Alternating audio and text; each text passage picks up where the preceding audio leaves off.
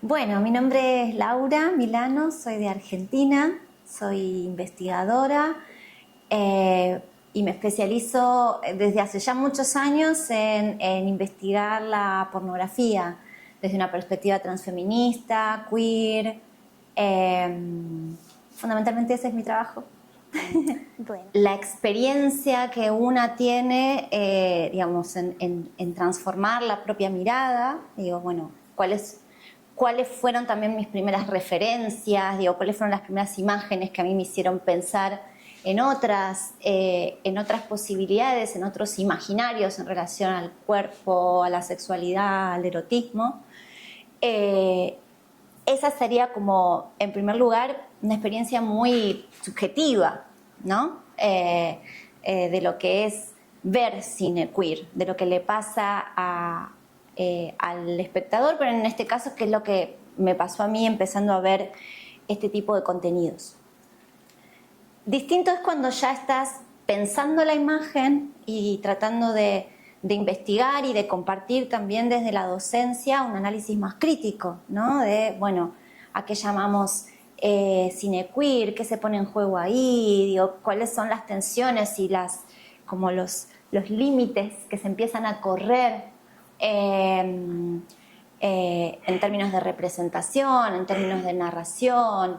Y otra instancia para mí diferente es cuando desde el lado de la curaduría una quiere como armar conceptualmente una proyección sobre cine queer. Para mí son como instancias que requieren también trabajos diferentes, porque no es solamente, bueno, agarro un par de películas, y sino a veces tiene que ver con cómo los compilás, a veces tiene que ver con el espacio en donde armás la proyección o donde armás el encuentro social en donde sucede eso. Por ejemplo, para mí, armar una proyección de pornografía tiene algo de queer, ¿no? Digo, en un momento en el que el consumo de pornografía es tan personalizado, tan vinculado con los dispositivos, los teléfonos, las pantallas, volver a reunirse en una sala, para mí tiene algo de desplazamiento y de quiebre pensado desde lo queer. Así que sí,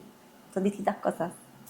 Bueno, a ver, en primer lugar hay algo que tiene que ver con los modos en los que se está produciendo las pornografías queer, disidentes, transfeministas. Bueno, tienen como distintos nombres según donde las ubiquemos o las busquemos también, ¿no? Hay una transformación en los modos de hacer, y creo que también eso tiene que ver con una mirada muy colectiva en relación a qué es lo que se busca producir, no tanto como resultado de lo que aparece en pantalla, sino en el acontecimiento de estar produciendo una imagen diferente de forma colectiva con otros. Para mí ahí es donde fundamentalmente en este aspecto colectivo, muchas veces autogestivo, en la gran mayoría de sus casos, es donde aparece ¿cómo decirlo? Su dimensión más política, ¿no? Digo, de la experimentación colectiva de la sexualidad, del trabajo con otros, de hacerlo de forma autogestiva. Para mí es donde esto se transforma no solamente en un acontecimiento artístico o de experimentación estética, sino de práctica política o micropolítica. Eso para mí es como re importante de lo que está pasando en lo que es la producción de pornografía o posporno también, que se había llamado en América Latina en los últimos años, digamos que usó un poco ese nombre. Es decir, no es tan importante o no es solamente importante el resultado del contenido, sino lo que sucede alrededor, esa sinergia, esa energía, que para mí es una práctica política. Ahora, si me preguntas en términos de lo que sucede en pantalla, ¿qué imágenes vemos? Bueno, es delicioso lo que sucede cuando se producen imágenes como con otra, digamos, no sé, como expectativa también, ¿no? Como, bueno, el porno tradicional, ¿no? Digamos, el porno más mainstream, más común, lo que más lo caracteriza es su finalidad así como de la excitación, ¿sí, no? Como bueno, tiene que servir para calentar, tiene que servir para la masturbación, tiene que servir para la excitación sexual. Lo lindo, lo que me parece interesante de las pornografías queer o posporno o transfeministas es que aparecen otras finalidades, que no es solamente la de la excitación o la masturbatoria, sino que aparece también un goce estético, aparece una reflexión crítica acerca de ciertos temas, más cuando hablamos en las producciones realizadas en América Latina, que también te das cuenta de que hierven o arden, digamos, los problemas que nos atraviesan en nuestras sociedades. Y ahí es donde el material tiene como múltiples capas para pensarlo y para sentirlo también. Bueno, a ver, yo trabajo mucho con archivo, o sea, mi trabajo fundamentalmente es con archivo. Se va armando a la par que lo voy haciendo, se va armando a la par que voy haciendo red con otros colegas. Yo trabajo mucho con realizadores. Si bien yo no soy realizadora audiovisual, siempre fui muy cercana.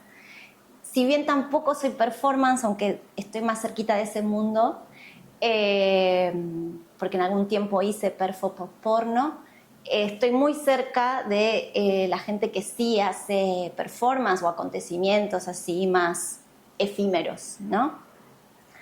Y al trabajar tan a la par con las colegas, que además son amigas, o sea, también hay, detrás de esto hay como redes de amistad, de afinidad y de afecto muy fuertes. Todo el tiempo se está moviendo el archivo, es un archivo vivo con el que trabajo. Y en ese sentido creo que es muy importante también los cuidados en relación a cómo uno cuida los materiales de los otros. Siempre me quedo pensando en la palabra curador o en el rol del curador o de la curadora y todas las como, no sé, significancias que eso tiene. Yo siento una responsabilidad muy grande cuando alguien confía su cortometraje, el registro de su perfo en mí para que yo, bueno, lo pueda investigar, lo pueda compartir en una clase, lo pueda poner en discusión en un conversatorio, lo pueda traer a una muestra como el Arder, digo, como curando una sección de videos. O sea, yo siento como una responsabilidad muy grande de cuando hago circular los materiales de otras personas. Y creo que también eso es parte de pensar los roles también de una forma un poco más amable, ¿no? Bueno, ¿cómo hacemos para que desde los distintos roles, la realización, la producción, la investigación, la docencia, la curaduría, la programación de un festival, cómo hacer para que todo esto genere un movimiento colectivo fuerte, de impacto, que potencie, que se retroalimente, que pueda trascender? Digo, que es genial que se pueda crear comunidad alrededor de estos festivales, pero también que se pueda expandir a otras clases de público, que tal vez, bueno, no están tan empapados de estas temáticas, y me parece importantísimo también trabajar en la divulgación con otros públicos, ampliar la audiencia. Bueno, no sé si te respondí, pero bueno, volviendo a las 3 palabras claves, creo que eventos como el Arder, y que lo interesante también es poder decir que no es el único en nuestros pagos. Hay varios festivales así que ojalá se empiecen a hermanar entre estos eventos, impulsan un movimiento colectivo que es potente y que es nuestro. Siempre nos pasa que miramos todo para afuera, todo a lo que se produce en el primer mundo, a las cosas que pasan allá, y acá hay tanto potencial, tanta gente valiosa haciendo cosas y pensando las disidencias desde los territorios, que, bueno, bienvenido sea que Arder sea parte de esa trama.